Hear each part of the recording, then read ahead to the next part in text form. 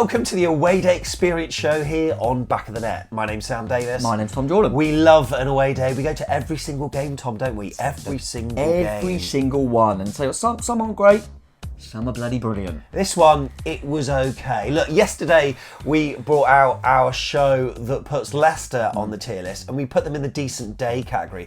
You probably wonder what decent day is all about. We'll tell you very shortly. But it was a decent day, as it was Spurs. We don't talk about the football, but can we just a little minute? Because I've done Spurs before. Yeah. We lost 3-2. Yeah. This time, we won 3-2. We did indeed. It was all right. It was all right, and as we always say, this has nothing to do with the football. This is all about the away day experience as a whole. But just before we start, get in! Come on! Oh, what a day. What a day. Sorry, Tottenham, but what a day. Can I just say, the club did a good...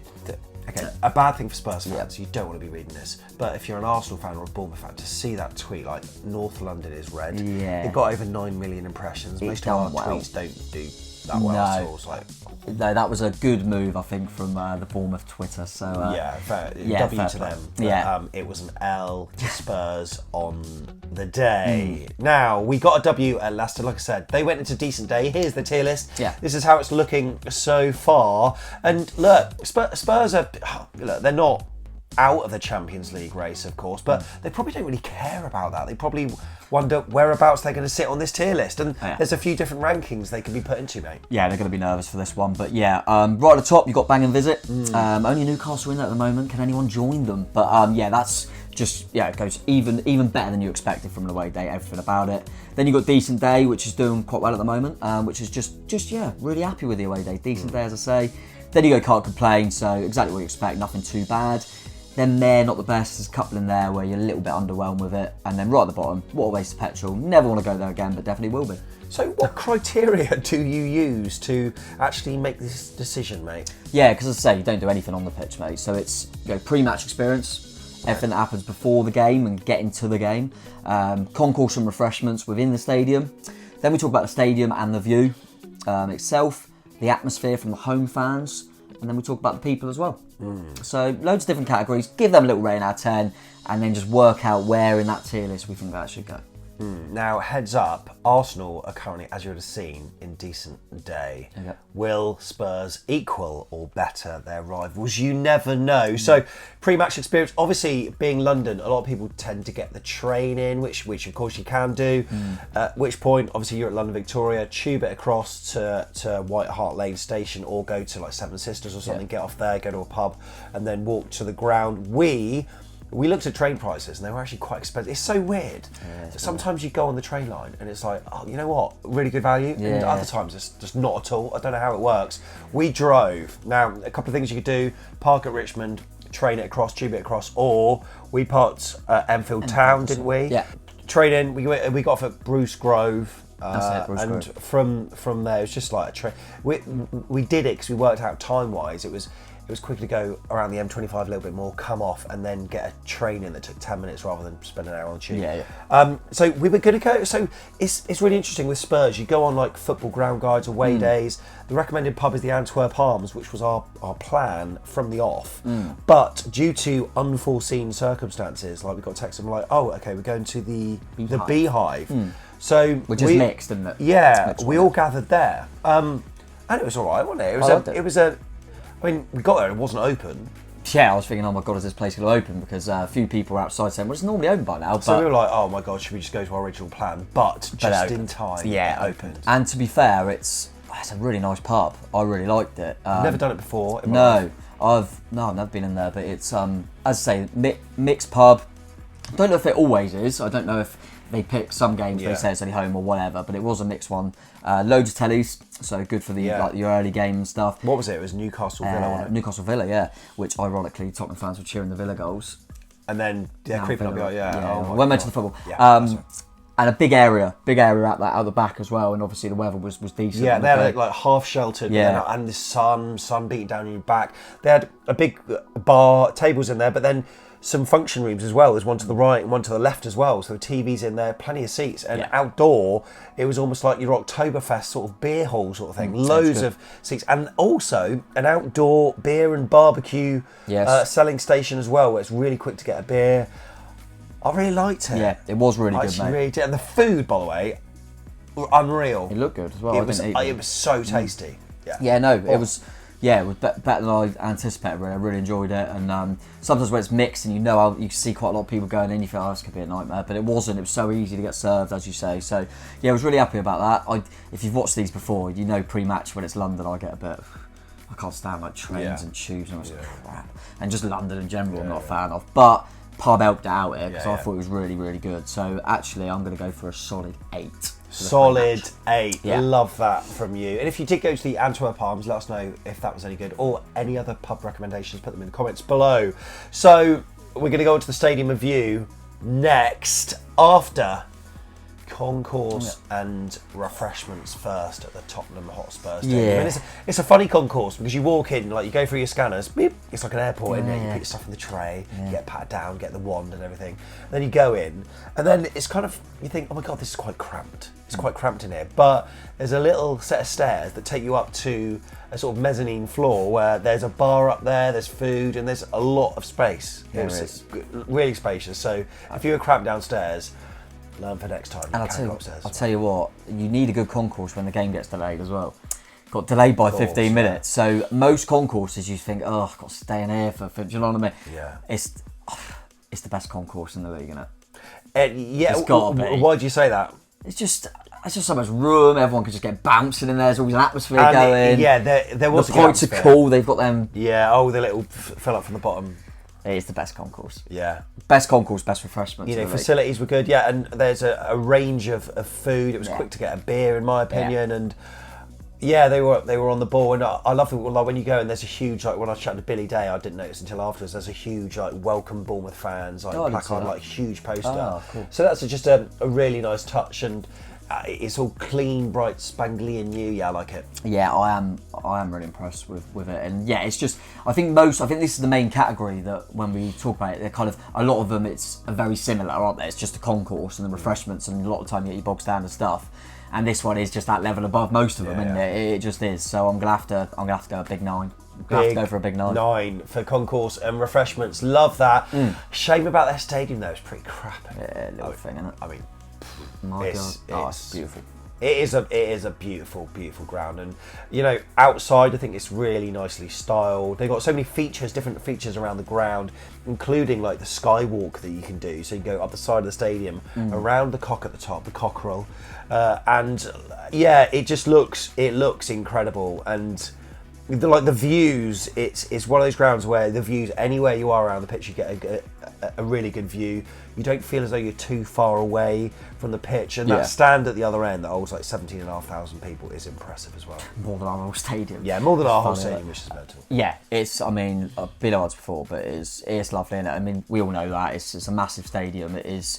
You can tell it's a new stadium. Yeah. They've really done well there. So yeah, there's not really anything to. You sometimes think when they do certain things, like, is it going to be a nightmare for? Because they're all thinking about the home fans mainly. Yeah, of course. But there's no problems for as you said, the view wherever you are really is. And did you like that view? Did you? One thing I could say, if I was going to criticise it, was that the gradient wasn't as steep as other grounds. So sometimes when you stood up there, you were still kind of like on your tiptoes a little bit between fans' heads or whatever. Whereas others, sometimes it's more steep, so you can just stand there. That's the only minor criticism. And we weren't on an end, were we? Well, we kind of were. Yeah. But most of the Bournemouth fans were sort of on the side. But then, if you pick your tickets in the right place, you can go where you want. So it's fine. Yeah, and I think we took a decent. I think did we sell it out? Yeah, I think we did. We did sell it out, and I can't believe there's 3,000 Bournemouth fans, mate. Yeah, and obviously when we go on to the atmosphere in a minute, that's about the home fans. But from our perspective, the away end was good, and I think the way the stadium is, and that allows that to happen as well. It's it was really good, mate. And I'm gonna have to can't do anything but go right up there for this as well. So it's going to be a 9 for stadium and view. 9 for stadium and view, right? So. The atmosphere, we talked about this on the last show, the Leicester one. Like sometimes we have to bring football into the equation, either things within the game or the league position and how the fans are generally fit. And it's fair to say that whilst the team have been getting results at home, their form's been spluttering and stuttering, and obviously not knowing who their next manager is going to be. Obviously, Stellini's in this. Temporary position backed up by Ryan Mason, but even in their 2-1 win against Brighton, fans were like, this is a hard watch. And within the game as well. It seemed to be a hard watch, and that reflected in the atmosphere, I think, really. Yeah, it did big time, mate. It is a weird one. I mean, obviously, I'm not a Tottenham fan, so let us know why it's so bad, because they're still going for Champions League. So it does surprise me how bad it is, really, and how the feeling just seems really bad, doesn't it? I think during the game, I think it was Davinson Sanchez, obviously had a bad game. Yeah. He was like booed off, and he'd come on and then come off again. Then there was bits of Levy chanting, obviously wanting him out, and just it seems what I'm saying is, if you were just dropped on Earth, you're an alien, and you come to the game and you saw how kind of toxic it was, and how you'd think, God, where are they in the league? You go, oh, they're going for top 4. So it just surprised me a little bit, but I'm not a Tottenham fan, so I don't know all the ins and outs. But yeah, in terms of the atmosphere, as you mentioned, mate, we have to tap into the game a little bit, because at the end of the day, they're at home to Bournemouth and they've lost the game, and they were losing for a fair amount, nearly come back, and then we scored really late. They're not going to be buzzing. But it is bad, isn't it? If you were an alien and you were dropped onto Earth into the centre of London, into a football stadium, would you really be thinking, well, your first thought would be, oh, are they going for top 4? No, would it really be that? Well, it would be for me, man. I love the football. You love football so much. But yeah, one thing I would say is that then when they got into the match, they did start to get behind them, and the roar for their goals was, of course, was pretty loud, and they started to turn on a little bit, but still not as much as I thought they should have. There was still that despondency. Yeah, no, absolutely, and yeah, there was a bit of a roar, but there's 60,000 of them. There's got to be some sort of roar, surely. Yeah. I was disappointed. Like I say, hopefully we stay in the league, and Tottenham will definitely be in this league, so we'll get to see it again, and maybe they'll be in a different spell of form, and we can judge accordingly there, because. Yeah, I always remember White Hart Lane in particular. Obviously, they're at Wembley for a bit as well, as we mentioned. But I remember the Tottenham. You always think, oh, they get behind their boys. They're a decent. Do you know what I mean? They get a decent atmosphere going. It's not known for them to be quiet, and so I was disappointed with that for them. And it wasn't like the game. Obviously, we scored really late, but the game was never out of their hands. You know what I mean? It was always really tight. And could they have maybe tried to? I thought they would give them try and get them over the line, but obviously. That's what's happening at the moment. But atmosphere is poor, mate. So I'm going to go for a 3. 3 for the atmosphere. All right, we're going to go on to the people. And look, in the pub, I had a chat with a few Spurs fans. They were absolutely sound. You saw a few mates that they're Spurs fans as well. Yeah, so they're all right. They're all good as well. There was a bit of to and fro with certain individuals within the stadium. There was more within the stadium, including man in the white shirt, who was giving it some. He was giving as good as he gets, and fair play to him. Applause for you. Bloke, as I was looking up, I said this on the second look, in the tier above, who was kind of, saying you're going down and sticking his fingers up at 2-2 against Bournemouth. He was given as good as he got. I didn't see him after the goal. I didn't see him again. I didn't see him either, but lovely guy. It's just football banter, isn't it? But of course, it's a difficult one. I think they're as we mentioned when talking about the atmosphere, they're not in a great place. No. Beforehand, considering it was a mixed pub and that, there was certainly no problems. You could chat to anyone, everyone was fine. Bit of afterwards, there's a bit of because to be fair, we're so jubilant because we just won a last minute winner that we didn't expect. So I think we're all singing and dances. There's a few little comments and that in there about different bits and bobs, but it wasn't that bad. They seemed okay. So I think I'm just going to go middle of the road actually for the people. I'll just go for a 5. Just go middle of the road, mate. Middle of the road. Okay, there you go. So all of this combined, we're going to use our technical algorithm now. So basically, we add all the figures together, we divide it by 5, take away the number you first thought of, and then add Tom's. I was about to say something rude there. No, we don't do that. Just all we do is just go, Tom, what do you think? that's what we do. That's what we do. No, we take all of them into consideration, and in general, that helps me kind of have that. Go on. But what people don't realise though, right? Even though we're making a decision now, we will. It's not necessarily locked in because there's still more away days to compare it against. So at the end of the season, we might actually shift some of these up and down. So there's a reason that you can subscribe. Go on, subscribe. Absolutely, thank you. I mean, it's a red button. Why would you want red on your screen? That's true, actually. Well played.